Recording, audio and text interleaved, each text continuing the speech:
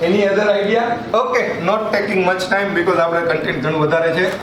Branding means brand શું કરે છે સમજી લો. Branding means they are giving similar experience all the stages. સમજાણું તમે? જે વ્યક્તિ વસ્તુ પરિસ્થિતિ જે છે એની સાથે સંપર્કમાં આવે ત્યાં એ સિમિલર અનુભવ કરાવે છે. સમજાય છે તમે? મેકડોનલ્ડ્સ છે, એનું એક મેકડોનલ્ડ્સ તમે રાજકોટમાં જુઓ, અમદાવાદમાં જુઓ, અમેરિકામાં જુઓ, બધી જગ્યાએ સિમિલર એક્સપિરિયન્સ હશે. સ્ટારબક્સ છે, એની કોફીનો ટેસ્ટ તમે અહીંયા પીઓ, મુંબઈમાં પીઓ, બેંગ્લોરમાં પીઓ, કે એરપોર્ટ ઉપર પીઓ, કે કોઈ પણ કન્ટ્રીમાં પીઓ, ત્યાં સિમિલર અનુભવ કરાવે.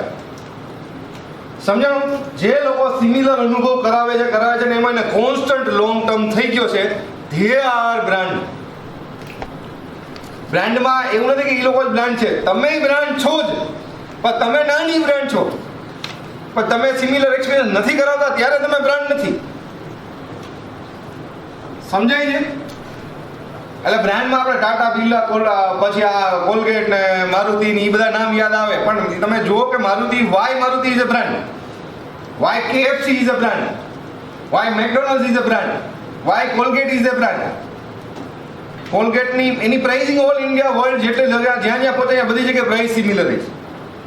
ઇન્ફ્રાસ્ટ્રક્ચર ઓલમોસ્ટ સિમિલર રહી છે, લોગો ઓલમોસ્ટ સિમિલર રહી છે, ખરીદવાની ને વેચવાની ને સર્વિસ આપવાની બધી જ પોલિસી આખા વર્લ્ડમાં બધી જગ્યાએ સેમ છે.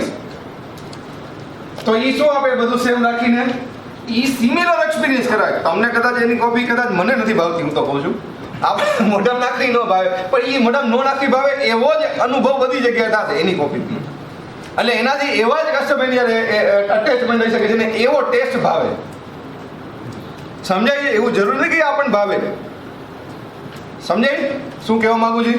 એટલે they are believe in themself. આપણે કીધું કે એને પોતાની જાતમાં એને વિશ્વાસ છે કે હું જે આ કરું ને એ બરાબર છે, એટલે એને રિલેટેડ લોકો તો એટ્રેક્ટ થઈને આવવાના છે. એટલે ઇન્ફ્રાસ્ટ્રક્ચરમાં સેમ હોય છે, સર્વિસમાં સેમ હોય છે, પ્રોડક્ટમાં સેમ હોય છે, પ્રાઇઝિંગમાં સેમ હોય છે, ઓલમોસ્ટ ઓલ કેટેગરીમાં સિમિલર એક્સપિરિયન્સ કરાવશે મેક્સિમમ. 100% તો નથી કહેતો, પણ 99%, 90% એ લોકો એના પૂરેપૂરા એફર્ટ સિમિલર અનુભવ કરાવવામાં કરતા હોય છે. રાઈટ? તમારે બ્રાન્ડ બનવું હોય તો શું કરવાનું હવે? સિમિલર પોલિસી તમારે બધી બનાવવી, સિમિલર લોગો યુઝ કરવાનો, સિમિલર પ્લેટફોર્મ પર જવાનું, સિમિલર ટાઈપના કસ્ટમરને એપ્રોચ કરવાનું, સિમિલર જે કાંઈ તમારી પ્રોડક્ટ સર્વિસ આપવાની, એક જ પ્રકારની. એમાં ફેરફાર કર્યા ઘણી આમ કરી નાખવાનું, આમ કરી નાખવાનું, આમ કરી નાખવાનું, આમ કરી નાખવાનું. આપણે બ્રાન્ડ એટલે જ નથી. બરાબર? ચાલુ ન થયું એ પહેલાં તો 10 ધંધા, એક ધંધો ચાલુ ન થયો તો બીજા 2 ધંધા 4 ધંધા ચાલુ કરી દીધા.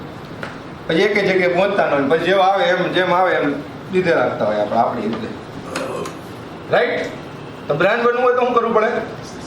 સિમિલર એક્સપિરિયન્સ કરવો પડે. સેલ્સ, માર્કેટિંગ, બ્રાન્ડિંગ બધું ક્લિયર હવે?